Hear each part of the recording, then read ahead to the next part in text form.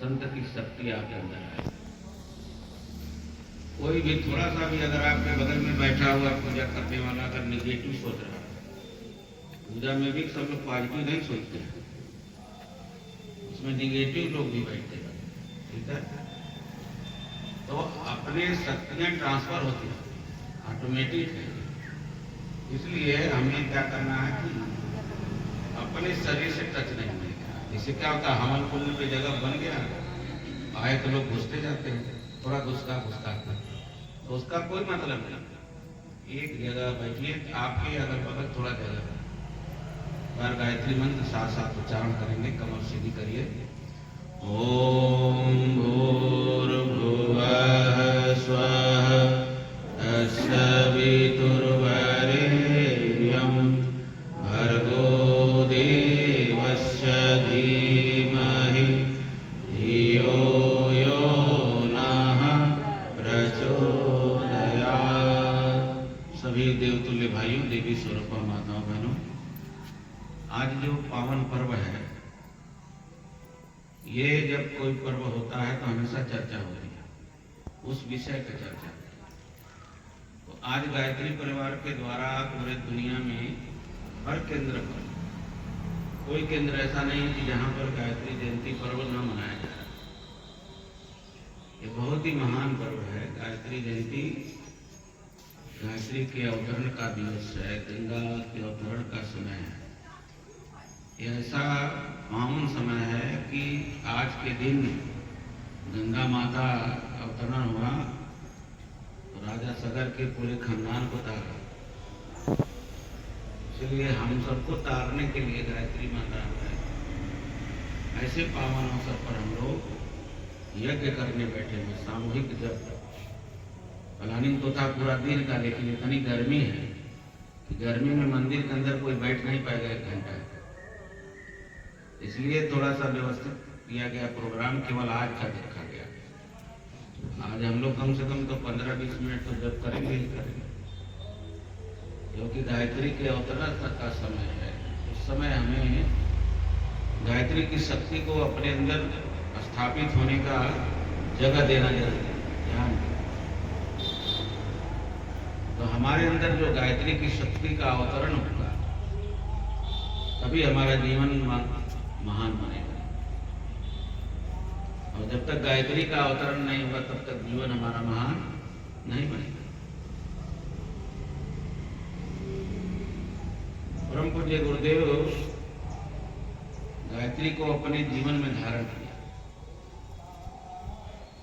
और 24 वर्ष तक जौ की रोटी और छाछ के बल पर नमक मीठा का त्याग करके उन्होंने अपने 24 वर्ष का जीवन कैसे बिताया।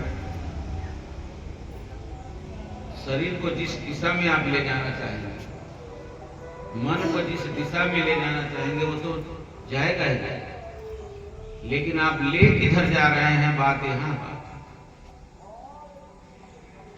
गुरु जी ने कहा कि बेटा, मन को साधने से मन के हारे हार है, मन के जीते जीत है। आज क्या है कि हम लोग समय से कहीं नहीं पहुंच पाते हैं। क्या है वो? मन को न साधना। मन को अगर केंद्रित कर दिया जाए कि रविवार के दिन गायत्री मंदिर पर 7:30 बजे तक पहुंच जाना है, तो धीरे धीरे कुछ दिन में मन आपका सेट हो जाएगा। वो कभी कोई रोकने वाला नहीं शक्ति है पैदा हुआ धरती पर कि उसको रोक दे, क्योंकि उसको हम जब साधेंगे तो मन को साधने का ही माध्यम है मंत्र। यंत्र से पानी को ऊपर चढ़ाया जा सकता है, 5 मंजिल 10 मंजिल कितनों भी यंत्र से पानी चढ़ाया जा सकता है, लेकिन मंत्र से मन को केंद्रित किया जा सकता है। और जब मंत्र के द्वारा मन को केंद्रित करेंगे, तब परमात्मा की शक्ति की आपका अनुभूति होने लगेगी। वो हमारे जीवन में गायत्री मंत्र क्या है? गायत्री मंत्र के 24 अक्षर ऐसे हैं कि जब आप कमर सीधी करके ध्यान मग्न होकर के एक बार बोलिए मन ही मन गायत्री मंत्र, ओम भूर्भुवः स्वः तत्सवितुर्वरेण्यं भर्गो देवस्य तस्य धीमहि धियो यो नः प्रचोदयात्।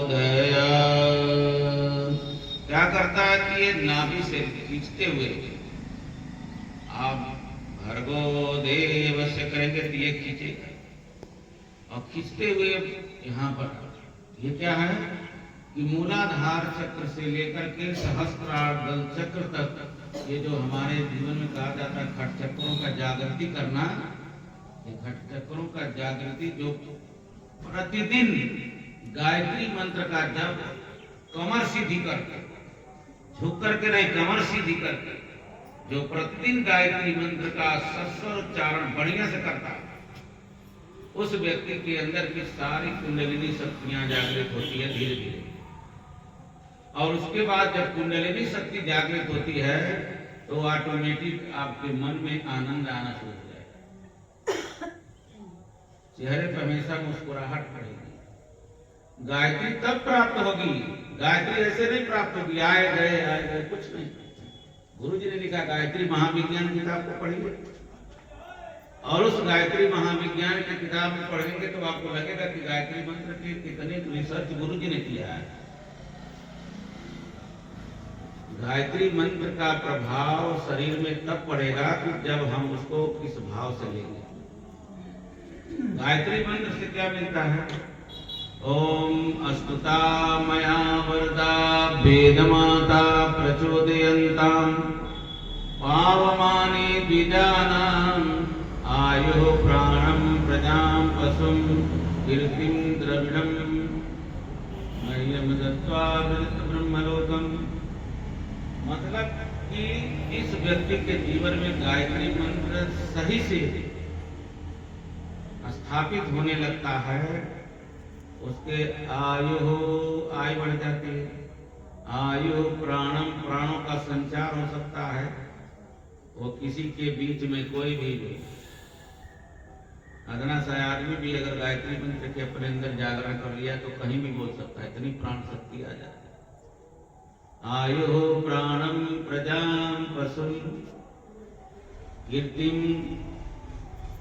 ये सब होते हुए कीर्ति यश बढ़ना शुरू हो जाएगा। बिना किए लोग कीर्ति यश खोजते हैं, किसी को खोजने से थोड़े कुछ मिलता है। आप कर्म करिए, फल की इच्छा मत करिए, भगवान गायत्री। आप गायत्री मंत्र के जप करिए, अनुष्ठान करिए, और इतना जबरदस्त करिए जब तक परमात्मा इसमें दिखने लगे। गुरुदेव ने कहा कि परमात्मा को खोजो नहीं, साधना जब तक के माध्यम से अपने अंदर खोजो, इसी में परमात्मा बैठा हुआ, इसी में रैदास है, इसी में परम पूज्य गुरुदेव को भी परमात्मा दिखाई दिया, इसी में बड़े बड़े संत महात्माओं को इसी में परमात्मा दिखाई दिया। उन सभी लोगों ने अपने अंदर खोदा है, खोज करके परमात्मा को पहचाना है, जाना है।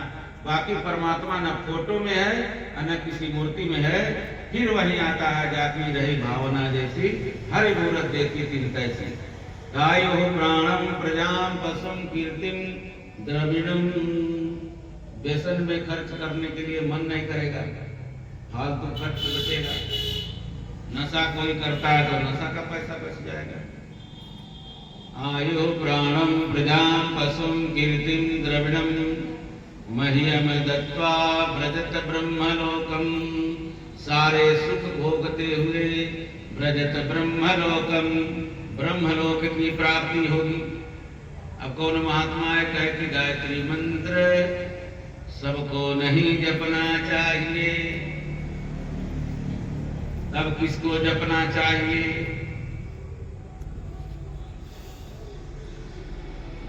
शांति कुंज का उदाहरण आप लोगों के दिमाग में नहीं आता, भटक जाते हैं। कितनी करोड़ों करोड़ों माताएं बहनें जनेऊ पहनी है कि नहीं पहनी है? झूठा नहीं है। कितनी करोड़ों माताएं बहनें गायत्री मंत्र का पाठ कर रही हैं, अनुष्ठान कर रही हैं। उनका अगर गला कट जाता गायत्री माता के अनुकंपा से, तब तो मान लेते कि गायत्री मंत्र नहीं जपना चाहिए। गायत्री माता के शरण में रह करके किसी भी जाति का आदमी है, ये भी झूठ है क्या? हर व्यक्ति गायत्री मंत्र का उपासना कर रहा है। अगर लाभ नहीं होता तो पीला वस्त्र पहन करके साधु ही साधु का रूप क्यों बनाता? क्यों? गलत नहीं कर रहा हूं? तो बाकी कुछ नहीं होता। इसलिए गायत्री मंत्र का प्रभाव पूरे जीवन में मन की केंद्रित करके होता है। वो क्यों होता है कि ज्यादा दिन तक गायत्री मंत्र जपते जपते जपते जपते